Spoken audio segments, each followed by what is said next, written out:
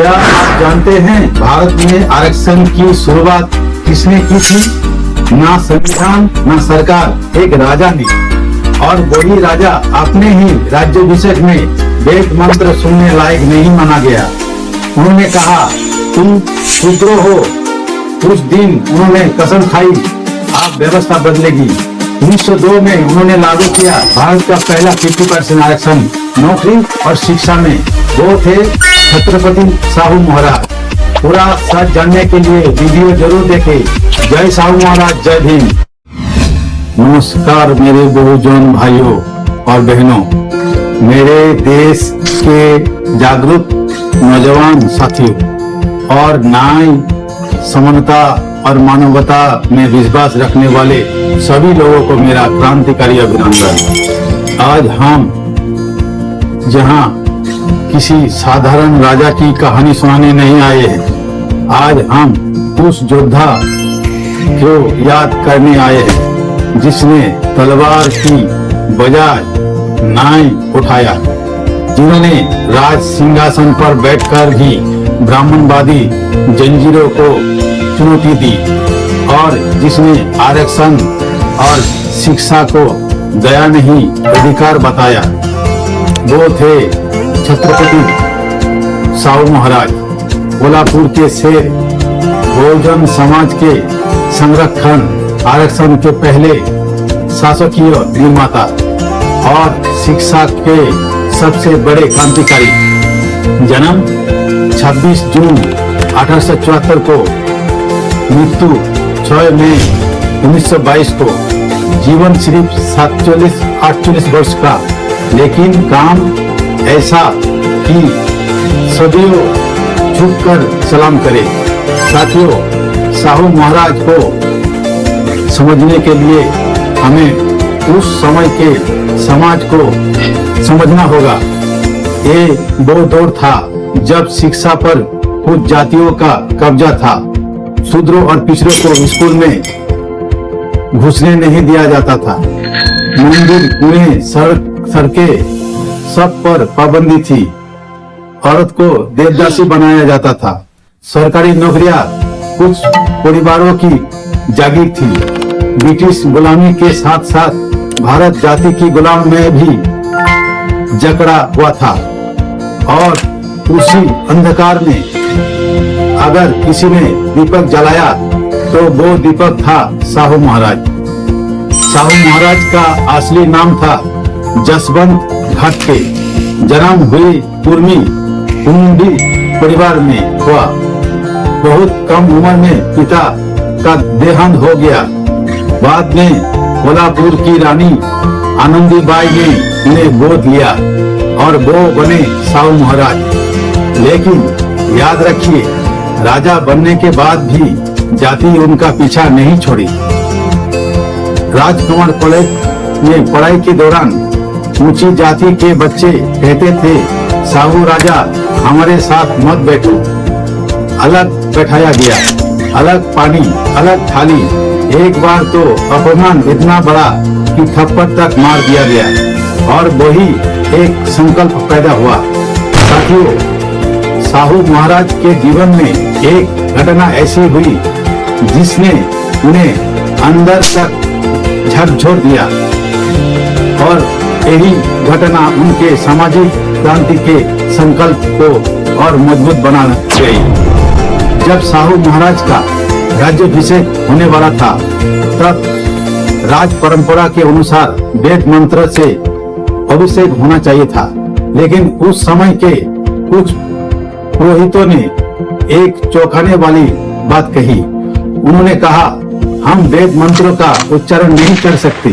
कारण पूछा गया तो जवाब मिला, वेद मंत्र केवल क्षत्रिय राजाओं के लिए पढ़े जाते हैं। साहू महाराज शूद्र कुल में जन्मे हैं, इसीलिए इनके लिए वेद मंत्र नहीं पढ़ा जा सकते। उनके लिए केवल पुराण मंत्र पढ़े जाएंगे। सोचिए साथियों, एक राजा अपने ही राज्य का शासक और उनके राज्याभिषेक में भी उसे जाति के नाम पर अपमान सहना पड़ा। उस दिन साहू महाराज ने महसूस किया कि ये सिर्फ उनका अपमान नहीं है, ये पूरे बहुजन समाज का अपमान है। उन्हें समझ आ गया कि अब जब एक राजा के साथ ऐसा व्यवहार हो सकता है तो आम लोगों के साथ क्या होता होगा। और उसी दिन उन्होंने मन में ठान लिया, अब ये व्यवस्था बदलेगी, अब जन्म नहीं कर्म से सम्मान मिलेगा। यही वो क्षण था जिसने एक राजा को सामाजिक क्रांतिकारी बना दिया। बाद में उन्होंने साफ कहा, कोई भी धर्म परंपरा इंसान को नीचा नहीं दिखा सकती। राज्य में सम्मान जन्म से नहीं अधिकार से मिलेगा। अगर राजा के साथ ऐसा हो सकता है तो दबे पिछड़े भाई बहनों की हालत क्या होगी। यही अपमान आगे चलकर क्रांति बन गया। 1894 में सिर्फ 20 साल की उम्र में साहू महाराज कोल्हापुर के शासक बने। उन्होंने देखा पूरा प्रशासन एक ही जाति के हाथ में है, ज्ञान सत्ता धर्म सब पर कब्जा। साहू महाराज ने कहा, मेरा राज्य किसी एक जाति की जागीर नहीं। और यही से शुरू हुआ ब्राह्मणवादी वर्चस्व के खिलाफ ऐतिहासिक संघर्ष। अब आता है इतिहास का सबसे निर्णायक पल।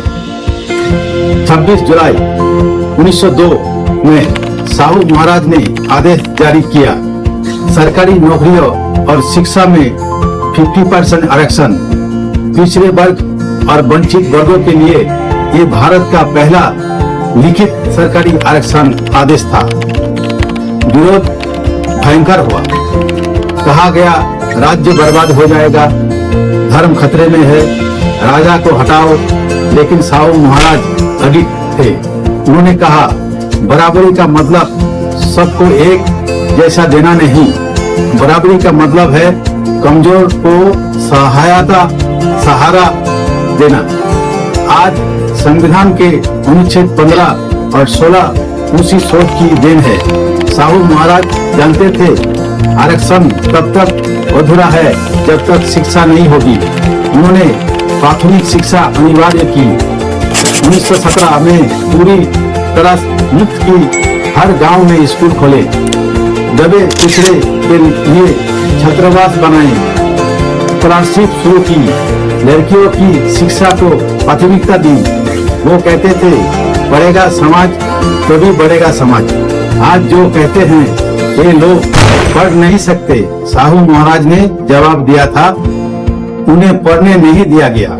साहू महाराज सिर्फ कानून नहीं बनाते थे, वो खुद उदाहरण बनते थे। उन्होंने मंदिर तालाब सबके लिए खोले, देवदासी प्रथा पर रोक लगाई, विधवा को लिए पुनर्विवाह का समर्थन किया, बाल विवाह का विरोध किया। उन्होंने साफ कहा, मैं ऐसे धर्म को नहीं मानता जो इंसान को इंसान से अलग करे।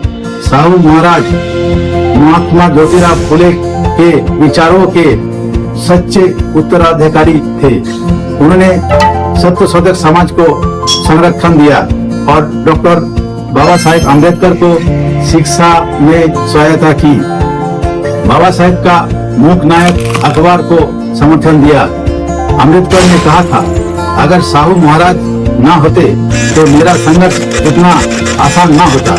आज भी आरक्षण पर हमला होता है, जातिवाद जिंदा है, शिक्षा असमानता है। आज का सेंसर रिपोर्ट कहता है भारत में बाल बधू 23 करोड़, 15 लाख लड़कियों की शादी 18 साल से कम उम्र में होती है। 23.3% 20-24 वर्ष की महिलाओं की शादी 18 साल से कम उम्र में हुई। 7% महिलाएं 15 से 19 साल की उम्र में से पहले बार गर्भवती हुई। बाल विवाह के दुष्प्रभाव। ऐसे समय में साहू महाराज हमें याद दिलाती है, आरक्षण कोई भीख नहीं, शिक्षा कोई विशेष अधिकार नहीं, समानता कोई सपना नहीं, ये अधिकार है। 6 मई 1922 को शरीर चला गया, लेकिन विचार अमर हो गया। आज अगर हम समानता की बात करते हैं, सामाजिक न्याय की बात करते हैं, तो गर्व से कह सकते हैं हम साहू महाराज के विचारों के वरिष्ठ हैं। आइए संकल्प ले, शिक्षा फैलाएंगे, आरक्षण बचाएंगे, जातिवाद को चुनौती देंगे। साथियों, आपको ये वीडियो पूरा देखने के लिए धन्यवाद। ये वीडियो के बारे में कमेंट में जरूर बताइए, लाइक कीजिए, शेयर कीजिए और अंत में चैनल को सब्सक्राइब करना ना भूले ताकि आगे वीडियो बनाने में हमें ताकत मिले। जय साहू महाराज, जय सामाजिक न्याय, जय भीम, जय संविधान।